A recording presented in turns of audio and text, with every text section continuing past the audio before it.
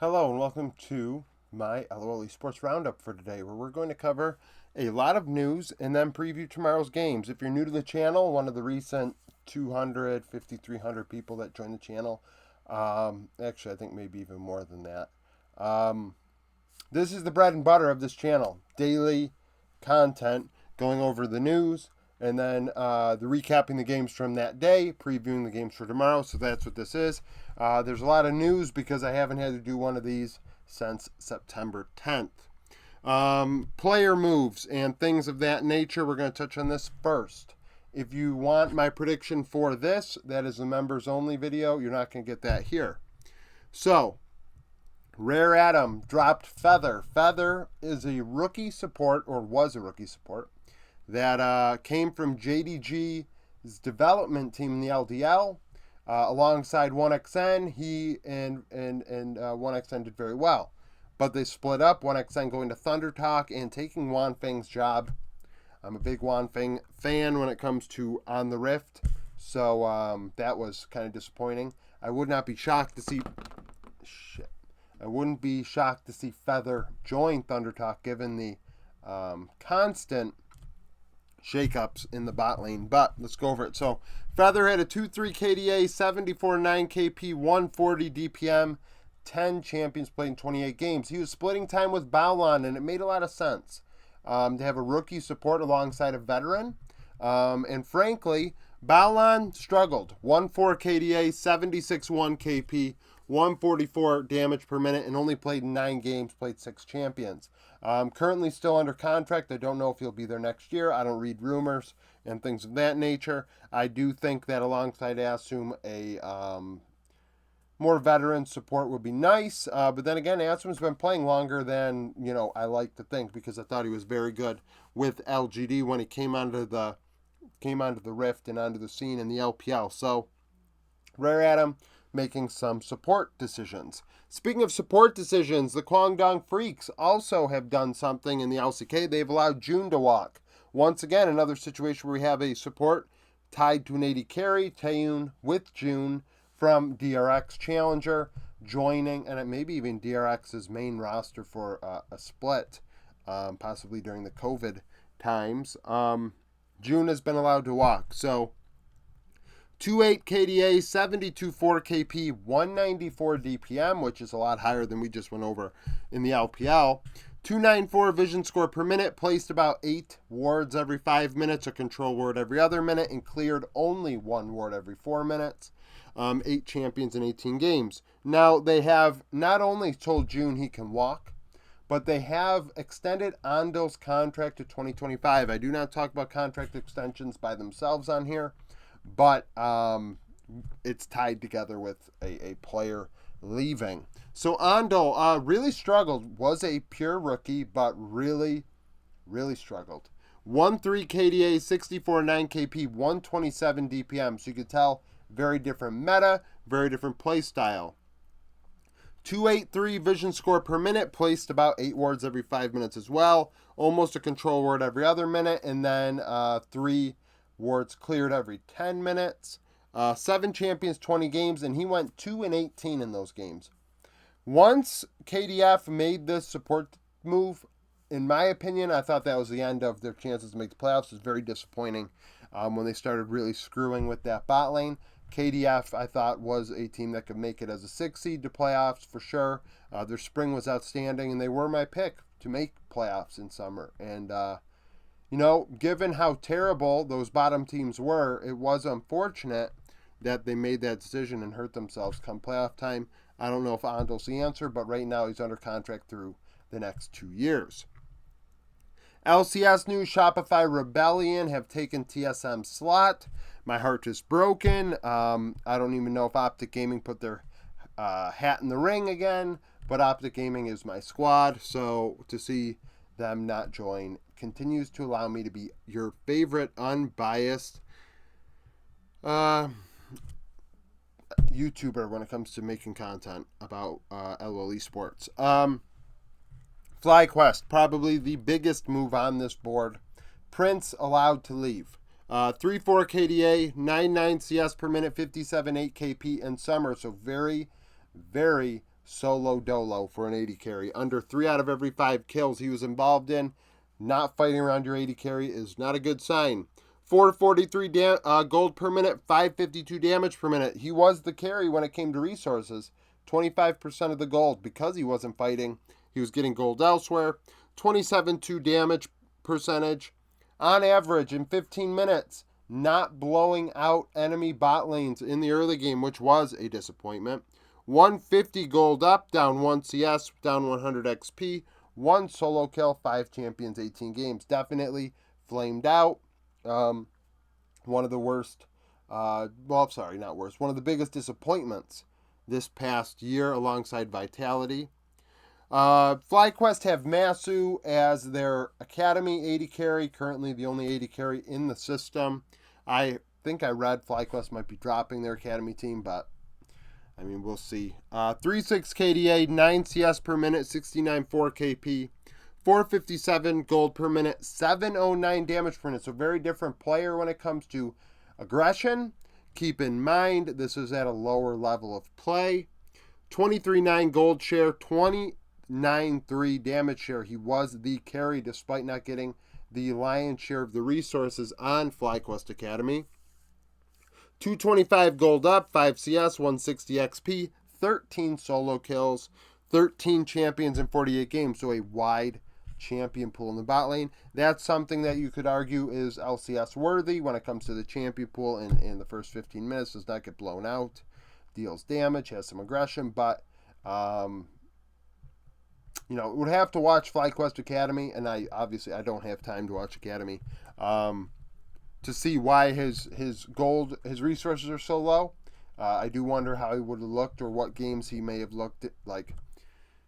I am curious how he looked in the games where he got the lion's share of the resources, because there definitely were some of those.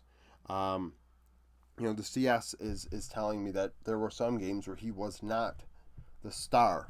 They also have allowed Sharks to leave. So Song was let go. That meant Sharks was the head of coaching next in line. He also has been let go. He has went 39-60 with FlyQuest as a coach, at least accredited on Leaguepedia. Playoffs 4-9. Richard, otherwise known as Fnatic, I think he played in Oceania. He also, he is now the next in charge. If you can even say that, I can't guarantee that. He's just the next person on their Leaguepedia page with coaching experience. He is 53-64 and has been 9-15 in playoff games. Major region stats, by the way. Richard did coach in Oceania and went to Worlds in MSI, I believe, in that fashion. Cloud9, Eminez was fined for his comments in Korean solo queue. Based on the numbers, without actually breaking it out, I do believe he got fined more than DFM's coaching staff got fined for literally harassing Tol2 until Tol2 quit the team. So I do think that's kind of weird. Obviously, I'm not saying that Eminez didn't deserve to be fined or whatever. I just think when you're comparing his punishment to literally a coaching staff's punishment, I mean, I understand they got booted, but the money at least didn't make much sense. So Eminez got fined. He also has to take a class to be ready for 2024. Not a big shocker because he is considered a toxic player. That was his knock against him and why they brought in Diplex as well. LEC. Wonder allowed to leave. We've went over Wonder and Oscarina's stats many times, so we're just going to do it one more time. Wonder no longer with them. 2.8 KDA, 7.6 CS per minute, 49.3 KP this past year. So not very involved. Weak side beyond belief. 374 gold per minute, 465 damage per minute. That's 20.5% of the gold, 18.9% of the damage for the team. Like I said, weak side. On average, down 285 gold, up 4 CS, down 105 XP. Not too bad, given that he was on an island. 3 solo kills and only 4 champions in 14 games. We do know he's capable of more than that, but that was the case. He played for Fnatic in season finals after Oscarinin got surgery or had surgery to be ready for Worlds. Oscarinin's numbers for the hell of it. 3.9 KDA, 7.6 CS per minute, 60.1 KP. Kind of goes to show you the difference. Both of them the same CS per minute. Roughly the same amount of gold with Oscarinin 379, damage 437. So slightly less damage, but a lot more involved. They fight with Oscarinin involved, where Wonder was on an island by himself. That 11% is significantly different. You actually are looking at two very different ways to play the game and ways to lane and ways the team fought with their teammates, right? Wonder under half, Oscarinin 60%. That's literally like some of the lowest and some of the highest KPs. 20.1% of gold, 18.4% of damage. So very similar numbers when it came to shares. Down 60 gold, up 6 CS, 220 XP, 4 solo kills, 11 champions, 28 games. So they allowed him to play a lot more champions than Wonder did. Obviously, Wonder can play a lot of different shit, but they let Oscarinin have a little bit more freedom. Lastly, for news, XL Young Buck officially was allowed to leave the team. He's no longer in the contract database. This past year, he wasn't even. He stopped coaching after spring, but he'd been with the team throughout the rest of the year. I do wonder if that was a contract prison situation, or maybe he didn't want to leave, or whatever. But as a coach in regular season, he's 118-97 over his career. 48-24 in LEC playoffs, EU LCS playoffs, regional finals. International, so MSI Worlds, I do not give a rat's ass about Rift Rivals. 19-31, a couple good runs in there. So one of the more notable EU coaches on the market. Lastly, why you're here, and not going to be very long because the sneak peek, not a lot to talk about. So, Golden Guardians BDS. Worlds Qualifying Series.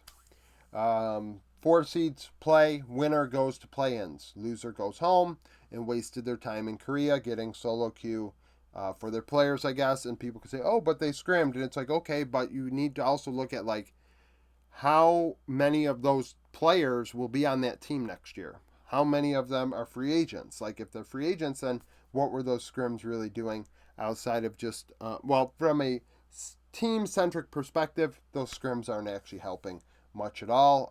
Players individually, I guess, but the org is losing a chunk of change.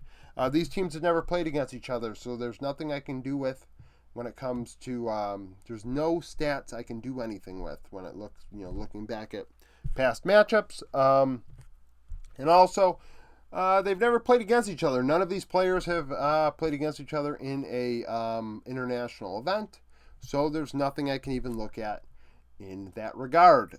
So we're going in pretty blind when it comes to that. But I do have a feeling here. I definitely made a prediction video about it. I feel like Golden Guardians, definitely their win con is River Gory. River has performed internationally before. That's what got him an LCS spot to begin with. He is world class. He does not look out of place at these events. Gory is also a solid player. People want to cite some, his FPX situations, but with Nongshin, did he not win an award in like 2020 or something with Nongshin? And then PSG, despite not going to MSI last year or Worlds, it wasn't due to him. So with that in mind, I'd give them the advantage there. BDS's advantage is bot lane. I think Crowny is better than Huhi. Crowny's better than Stixay. Lebrav and Huhi, I don't think either one really gives me that much. There's not a game-altering difference between the two. Top side, Adam's a coin flipper. If he plays Olaf or Darius, Licorice.